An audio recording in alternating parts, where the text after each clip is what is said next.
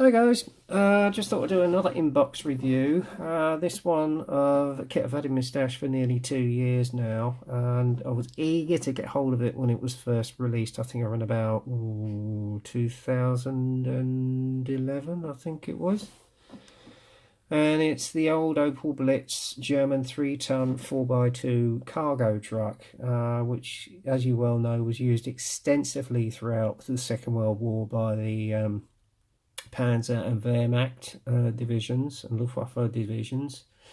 It was the standard utility truck. As I say, it was used in the Russian campaign, the Blitzkrieg, also in, hang on, let me think, the Balkans, you name it, it was used, except the Pacific Theatre, obviously. But as I say, it's had a very good write-up in the past, and I was eager to get hold of one, and I did, and I'm glad I did. I mean, I haven't got any plans to build it anytime soon, but it does look an awesome looking kit. You can see here, it's typical Tamiya box art illustration on the front there, and it also comes with some cargo, such as the old fuel cans, and jerry cans as well to go with it. The only thing it hasn't got is a frame at the back and a canvas cover, which I'm sure any aftermarket firms would do.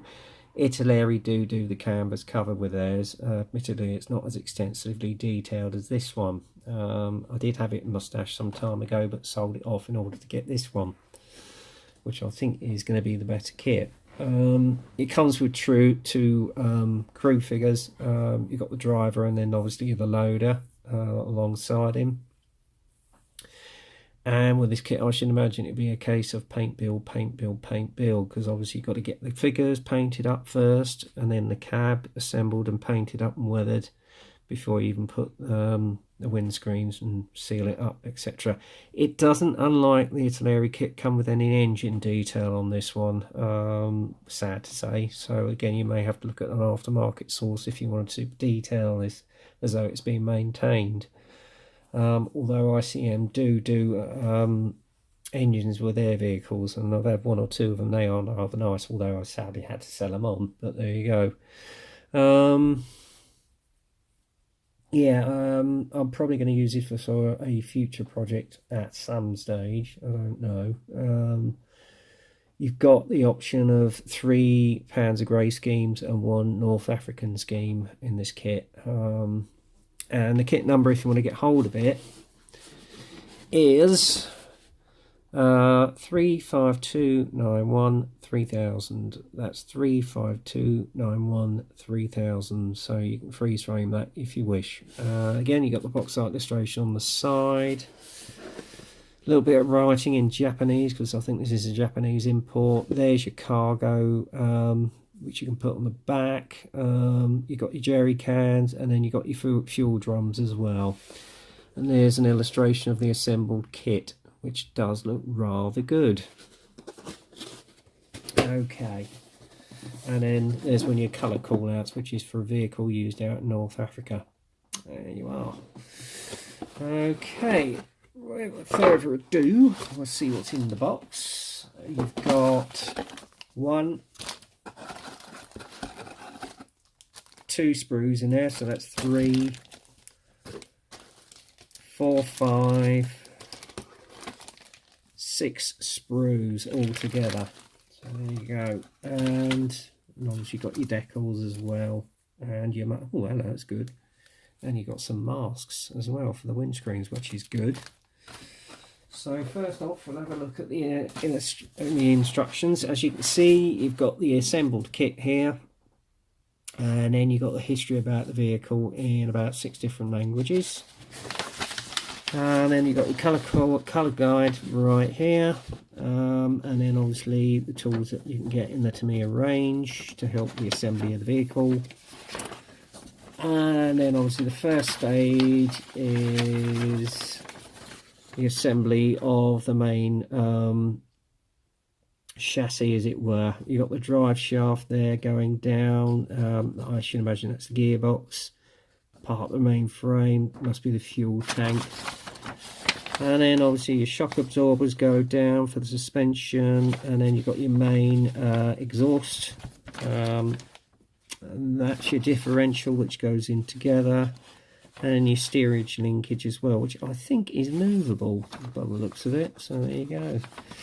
And then you put your differential down onto the main chassis along with the drive shaft, and then you've got the fuel drum, I should imagine that is, and then your steerage linkage from the front suspension, and then it shows you where to put the mask on with the frames for your windows for the cab. Okay, next stage is the assembly of all the wheels and the tyres. Now again, I would advise you with the wheel hubs, put them together first, paint them, and then paint the tyres, and then paint them all separately. Possibly you'll have to paint up the chassis as well, weather it before you actually put the wheels and the tyres on, as it were. And you do actually come with a little plastic, what's it? I've forgotten what I call them now, plugs or whatever. Then you got the assembly of the main floor of the cab with your gear lever, and you got your accelerator and clutch and brake, as it were, and then you've got the main steering column with the steering wheel which goes on. And then the assembly of the seats into the cab, put the sub-assembly of the cab together. Then you put the main part of the engine grille on the top with the ventilator and the insignia which goes on the front onto the lower floor, and put the cab there as well. And then you've got the assembly where the clear parts go for the windows on the cab. It doesn't show the assembly of the figures, but you've got a colour guide here for the crew. And again, it's just the final assembly of the cab, which you can see here. Okay, and then the headlights, and is that the horn? I think that's the horn. Oh no, no tech light. Which then go onto the front cab along with some tools, and obviously you've got the tow indicator and the spotlight which goes on as well. Then you've got the assembly of the jack here, which goes to the driver's side of the cab. Okay, and then you attach the cab to the main chassis, and then put the wing mirrors on. I think then you've got the two chassis linkages which go either side of the cab. I'm not quite sure whether they're tow bars or something that go on. Then you've got assembly of the jerry cans, and you've got the actual fitment which goes on the side, and then the assembly of the cargo body, which you can see here. And I have to say, the detail on that, it's lovely wood grain on it, so you could probably do a little bit of potential. And then you've got the storage box here, which is assembled as well. They go underneath the actual cargo body, along with a spare jerry can. And then you've got other parts here, which I have no idea what they are, because I'm not a profession, not a major source of trucks. Then you've got the mud guards which go onto the rear suspension, and other sub lumps and bumps which go on. Final assembly for the cargo body, which goes onto the main chassis, and then again more jerry cans, how to assemble the cargo knob onto the cargo drums, etc. And you've got colour guide there. And then you've got your colour call-outs for the various versions that you're going to do. Oh, hang on, let's get it straight. Right, first one is of a vehicle WH2092951, 18th Infantry Division, Northern Sector of Eastern Front, June 1941, which is this one here. And it says apply a pressure mark on rear fender, referring to page 10, so check back on that. Okay, so obviously we've got one part which goes on the back here which doesn't go on the other vehicles. Second option is WL 405872 of the 1st Battalion, 33rd AA Gun Regiment, Luftwaffe, North Africa, 1942. That's a mouthful. And then the third option is WH 114730 of the 6th Company, 86th Infantry Regiment, 10th Panzer Division, Poland, September 1939, which might be the one I might do. And then your final option, again another grey vehicle, WH63925, 5th Company, 69th Sniper Regiment, 10th Panzer Division, Western Front, May 1940, during the Blitz campaign. So there you go. Right, let's have a look, main crux of the kit. And again, as usual, Tamiya have these awful ruddy staples on their bags, which is a pain. And we'll pull out the first bag. Main components of the cab, which you can see here, nice and crisp. And I love the way they've caught the fabric on the seat covers, as you can see here, for the leather seat covers. Very nicely done. Then you've got the main dashboard here, which you can see. Now, I'm not sure if you've got a decal for that, so we'll have to have a look. And then the top part of the cab. Again, nice little bit of texture there, which you can see. Or is that the cab floor? No, that's the cab floor. So, yeah, nice bit of texture there. Go down with a nice bit of wash and pigments. And a bit of wear and tear. And then, obviously, you've got the rear of the cab, which is here. And the roof of the cab, again. Okay. I'm not sure if that's part of the drive mechanism. I don't know. And then you've got the exhaust here. Drive shaft, shock absorbers here, main engine grille, which is nicely done, I have to say, considering you haven't got an engine in it. I think you might have to put a bit of plastic card at the back there. And then obviously you've got the main part of the bonnet there with the engine grills, differential, which you can see here, nicely done. I can't remember what that was. I think that might be the engine tank, I'm not sure. Yeah, and the doors are nicely textured as well, which is very, very nice. So very nice indeed. And then obviously you've got the clear parts for your windscreen, etc. and headlights. So they are as clear as a bell as well. And the good thing is you've got masking sets, so you haven't got to worry about cutting out the masks for yourself from Tamiya tape. That's good. Now, I'll get them back in the bag because I don't want to lose any parts, as it were. That bag one, I shall put that back in the box, as it were. Right, second bag. Oh, I wish they would think of a easy opening bag to me. So come on, get your act together, guys. Why you insist on staples, I do not know. Right, now, I won't take these all out because you've got two sets here. But these are basically the components for your jerry cans and your fuel drums. And again, with the fuel drums, they are looking absolutely wonderful. They've even got the number of the fuel can on the top, which is very nicely done, actually. Oh, I see. This kit apparently came out in 2001, so it's a lot older than what I thought it was. But again, nice level of detail on there, which will come up with a nice panel, Tamiya panel wash. A bit of weathering on the fuel drums with oil spillage would look very, very nice indeed. And then obviously you've got your searchlight there as well. So yeah, very nicely done. And again, you've even got the numbers on the drums. Look at that. Super. Okay. There's a lot of potential for weathering there, and even if you don't use them for a truck, you can use them for another diorama. There you go. Right, bag number 3.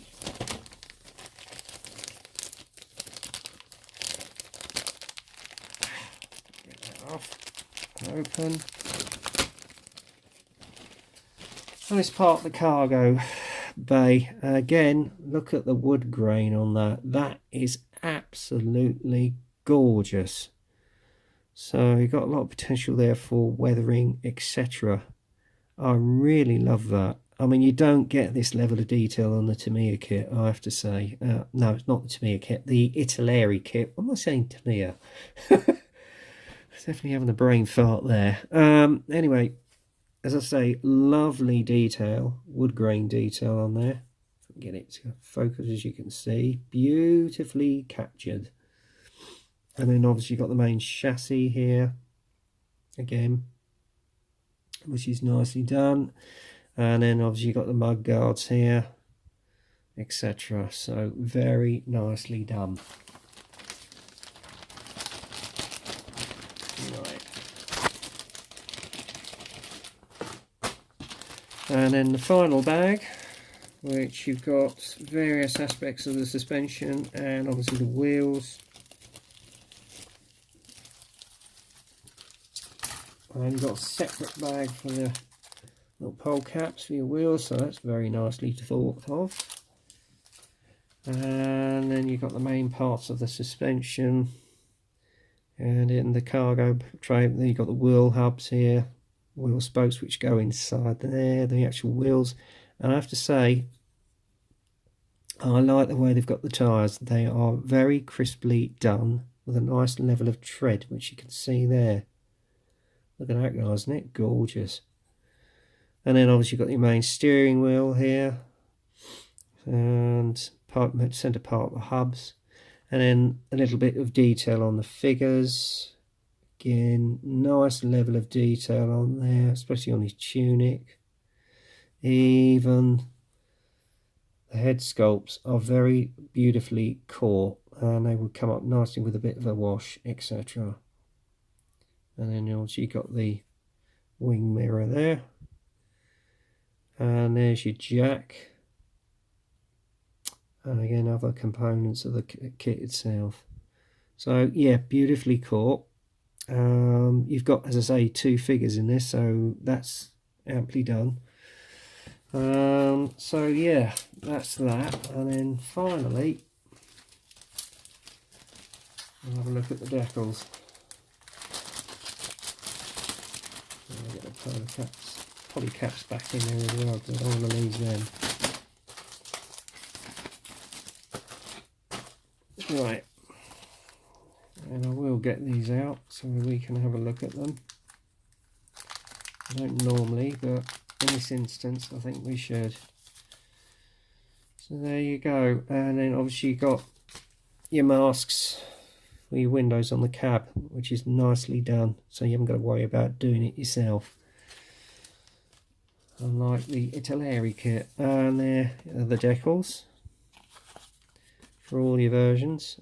Yeah, a little bit thick and a little bit shiny, but I don't think we'll have too much trouble with them.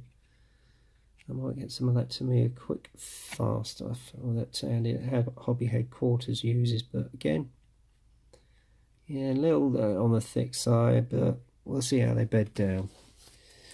So that is basically the Opel Blitz German 3-ton 4x2 cargo truck by Tamiya, and it does look a super little kit. I would certainly heartily recommend this over any of the others apart from Dragon. It's a viable alternative, I would say, to a Dragon kit, which costs God knows how much, and you do various they do various examples of that. They obviously do the one with the half track and the one with the anti-tank gun on the back, as well as a normal cargo truck. But if you didn't want to spend out as much and wanted just as good a kit, or if near as good a kit, I would heartily recommend this one, guys. So that's my inbox review of the German 3-ton 4x2 cargo truck, or as it was regularly known, the Opel Blitz. Hope you enjoyed the review, and hopefully on this recommendation you'll go out and buy one. I would certainly get one, guys. It's well worth the money. Anyway, that's it for now, guys. So until the next time, get kit crazy, happy modelling, and I'll speak to you soon. Cheers.